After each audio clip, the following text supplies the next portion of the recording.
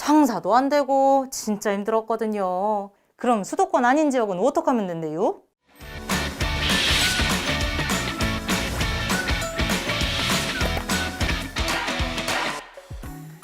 안녕하세요. MC 아리입니다. 보건복지부에 대한 국민 여러분의 오해와 궁금증을 풀어드리는 복지부가 직접 알려드립니다.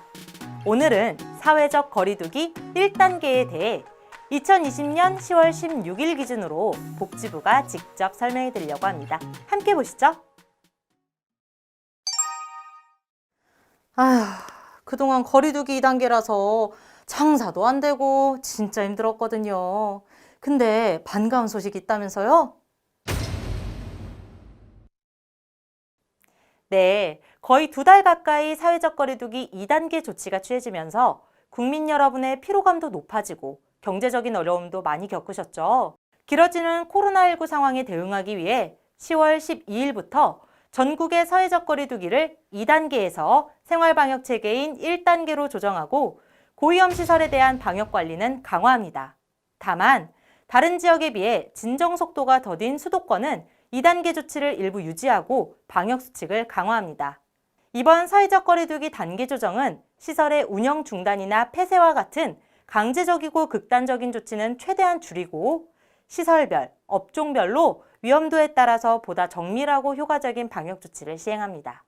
또한 방역 수칙을 위반한 경우 과태료 부과나 구상권 청구 등의 조치가 강화됩니다. 10월 12일부터 거리두기 단계가 바뀌면 서울, 경기, 인천 같은 수도권에서는 어떻게 하면 되나요? 집단 감염과 잠복 감염의 가능성을 고려할 때 수도권은 확실하게 안심할 수 있는 상황은 아닙니다. 따라서 수도권은 거리두기 2단계 조치를 일부 유지하는데요. 먼저 실내 50인, 실외 100인 이상의 집합과 모임, 행사는 자제하고 불가피하게 개최하게 되더라도 방역수칙은 철저히 준수해야 합니다. 방문 판매와 같은 직접 판매 홍보가는 집합을 금지하고요. 대형 학원, 뷔페와 같은 고위험 시설 10종에 대한 집합 금지는 해제하지만 시설별 특성에 따라서 시설 소독, 출입자 명단 관리, 마스크 착용 등과 같은 핵심 방역 수칙을 의무화합니다. 특히 유흥주점, 콜라텍, 단란주점, 감성주점, 헌팅포차는 이용 인원을 시설의 허가 신고된 면적 4제곱미터당 1명으로 제한하는 등 강화된 수칙을 추가해서 적용합니다.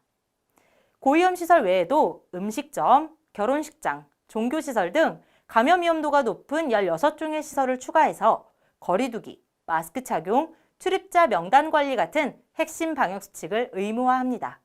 또한 음식점과 카페의 경우에는 테이블 간 1m 거리두기가 의무인데요.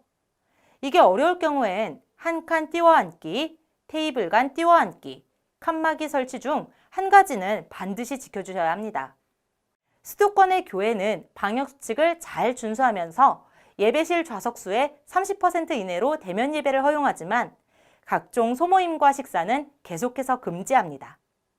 스포츠 행사는 경기장별로 수용 가능 인원의 30%까지 관중 입장이 허용되고 그동안 휴관했던 사회복지이용시설과 어린이집도 철저한 방역수칙을 준수하면서 운영 가능합니다.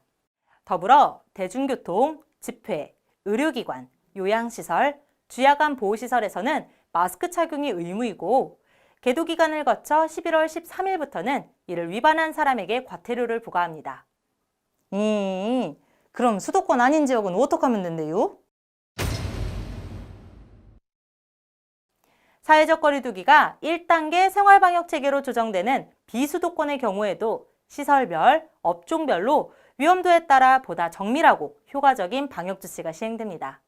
먼저 방문 판매와 같은 직접 판매 홍보가는 집합 금지를 유지하고요. 이외에 대형 학원, 뷔페와 같은 고위험 시설 10종에 대한 집합 금지는 해제하지만 시설별로 특성에 따른 핵심 방역 수칙을 의무화합니다. 유흥주점, 콜라텍, 단란주점, 감성주점, 헌팅포차는 이용 인원을 시설의 허가 신고된 면적 4제곱미터당 1명으로 제한하는 등 강화된 수칙을 추가해서 적용합니다.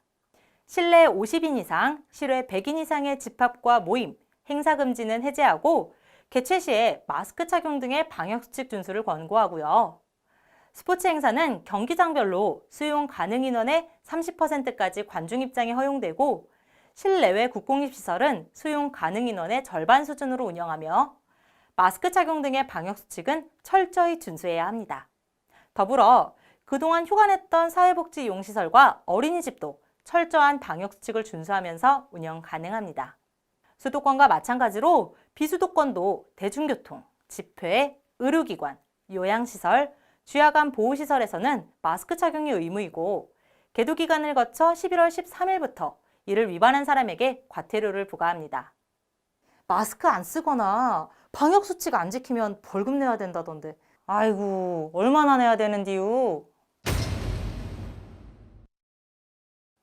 거리두기 방역조치가 효과적으로 이루어지기 위해서는 국민 여러분께서 스스로 책임감과 사회적 연대의식을 가지고 일상에서 방역을 실천하는 것이 아주 중요합니다. 그래서 정부는 방역수칙을 위반하는 경우 과태료와 구상권 등을 부과하여 방역의 실효성을 높이고자 하는데요. 우선 마스크 착용, 출입자 명단 관리, 거리두기 등과 같은 핵심 방역수칙이 의무화된 시설에서 이를 위반할 경우에는 해당 시설을 집합 금지하거나 300만 원 이하의 벌금을 부과합니다. 또한 개정된 감염병 예방법에 따라 11월 13일부터는 방역수칙을 위반한 시설 운영자에게 300만 원 이하, 방역수칙 위반 이용자에게 10만 원 이하의 과태료를 부과할 수 있고요. 12월 30일부터는 방역수칙을 심각하게 위반한 시설의 경우 지방자치단체장이 3개월 이내의 시설 운영 중단을 명할 수 있습니다. 더불어 개인과 단체가 방역수칙을 위반해서 코로나19 감염이 확산될 경우 지자체에서 적극적으로 구상권을 청구할 수 있도록 할 계획입니다. 사회적 거리두기를 1단계로 조정하는 것이 안심할 수 있다거나 지금까지의 노력을 그만둬도 된다는 뜻은 절대 아닙니다. 코로나19의 유행은 앞으로도 계속될 것이고 우리가 방심하는 순간 어김없이 감염 확산으로 이어질 것입니다. 코로나19와 우리가 장기적으로 공존해야 한다면 그 안에서 방역과 우리의 일상이 함께 유지될 수 있는 더 효과적인 방법을 찾아야 합니다. 그러기 위해 여러분 한 분 한 분이 방역의 주체로서 함께 노력해 주시기를 부탁드립니다.